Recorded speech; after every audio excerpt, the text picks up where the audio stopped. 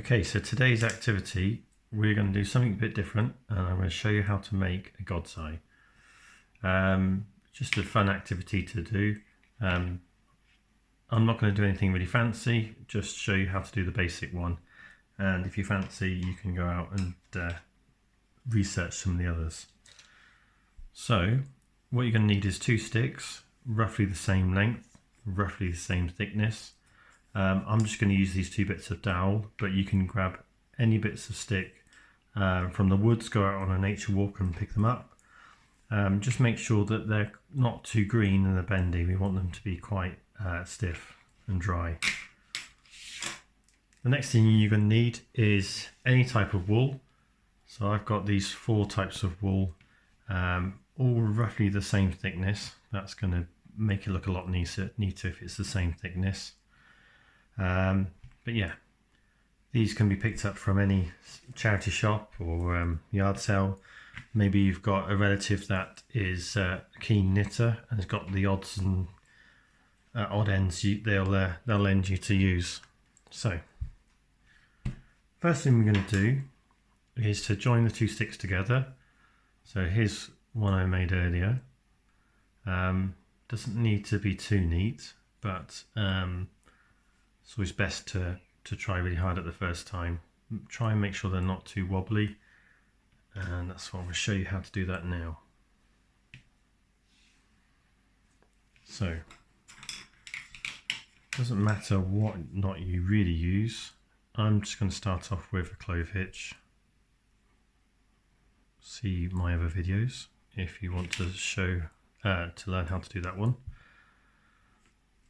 That's roughly in the middle, slightly off to one side. And then what I'm going to do is just going to twist this round, put it quite tight, not too tight it's going to snap.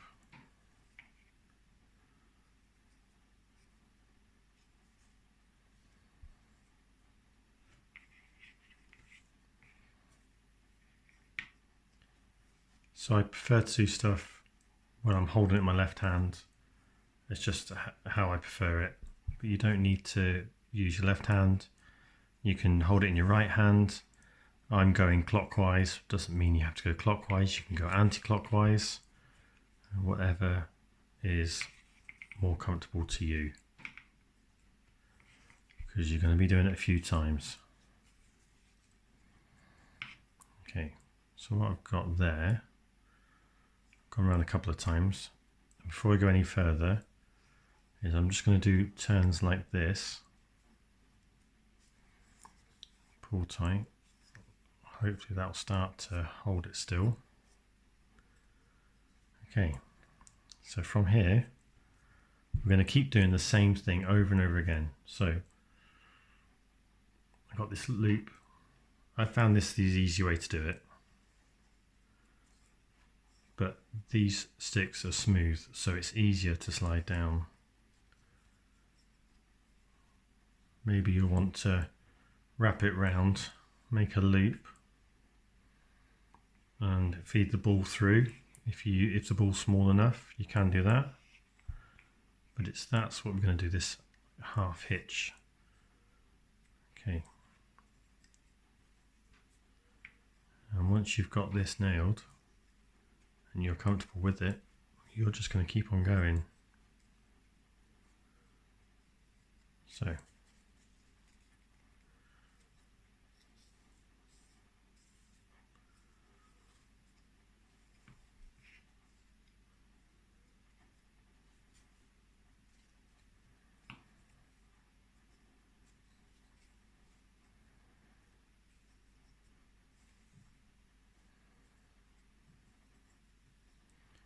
this loose end, I'm just going to want to trap underneath as I make these turns, and that will mean that these little bits won't stick out.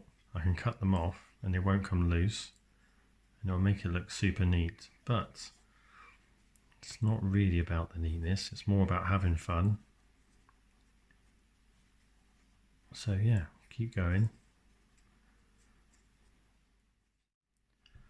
Okay, so I've got to the end of how much I want to do for the centre. What I'm going to do is tie another clove hitch, because that's, to me, that's the neatest way of doing this. So just one half hitch, and then another half hitch.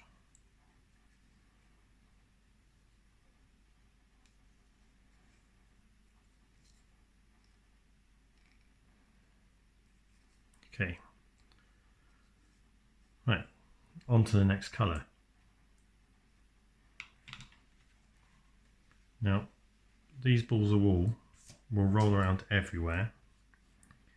If you're doing this with a child, I would suggest putting this in a bowl, and then it will roll around the bowl and not roll around all over the floor, because wool, being what it is, will pick up loads of dust and dirt as it rolls around. So that would be my top tip.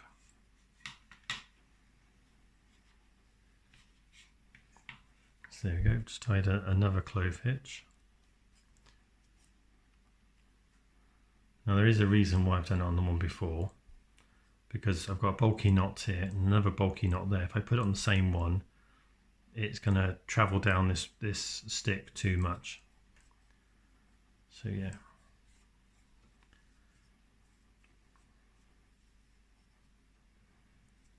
And like I said, I'm just going to capture that last string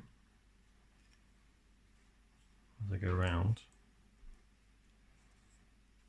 There you go. I'll do that for the rest of them and then cut it off. And that should keep it nice and neat. Okay.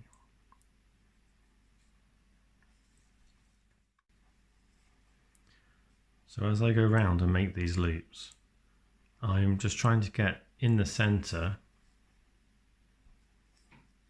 You see that? Trying to get the cross right in the middle, because it makes all the difference if you want to be super neat. There you go. Right in the middle.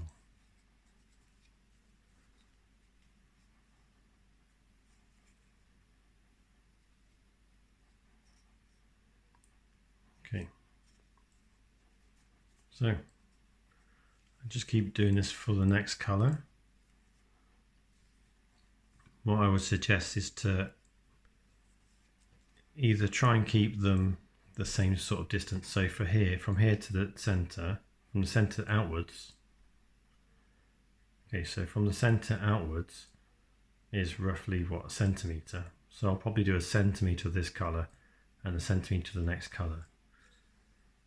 It doesn't matter really if you don't want to. You can do a big block of color or a small block of color, or just go until you run out of wool until the next one.